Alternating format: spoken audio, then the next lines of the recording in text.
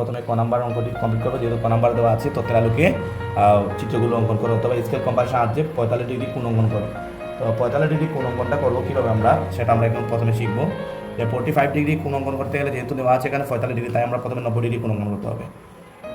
আমরা 90 ডিগ্রি কোণ অঙ্কনের জন্য আমরা যে কোনো একটা এভাবে আমরা একটা বাহু আঁকবো, যে কোনো একটা বাহু আঁকার পরে 90 ডিগ্রি কোণ অঙ্কনের জন্য কম্পাসকে এতটুকু পরিমাণ করে, বেশিও নয় ছোটোও নয়, এভাবে পরিমাপ করে এভাবে ধরে 5টি প্রথমে একটা বৃত্তচাপ দেবেন, তারপরে আবার বৃত্তচাপ থেকে 4টি বৃত্তচাপ দিতে হবে। যেমন এখানে ধরে উপরে একটি, আবার এখানে ধরে আরেকটি দিতে হবে এদিকে, তাহলে হলো 2টি, উপর থেকে একটি, আবার এই বিন্দু থেকে আরেকটি।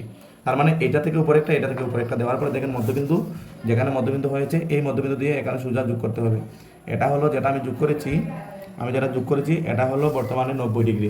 আর যেহেতু 90 ডিগ্রি না, আমাদের কোয়েশ্চন ছিল 45 ডিগ্রি, তো 90 ডিগ্রির অর্ধেক হলো 45 ডিগ্রি। আমরা জানি 45 ডিগ্রি কোণ হবে, এই যে 90 ডিগ্রির মাপ নিলাম প্রথমে, এটা 90 ডিগ্রির মাপ নেওয়ার পরে এদিক থেকে একটি, এবং ওই 90 ডিগ্রির সোজা যে দাগ আছে এটা থেকে এদিকে একটি, কম্পাস যেন কখনো ব্যতিক্রম না হয় সেটা খেয়াল রাখবেন। তারপরে এটার মেডিলও ধরে, এই যে মেডিল আছে এখানে মেডিল বিন্দু দিচ্ছি আমি, এখানে মেডিলও ধরে এটা সোজা ওই কোণার সাথে যে যোগ করে দেন সেটা হবে 45 ডিগ্রি।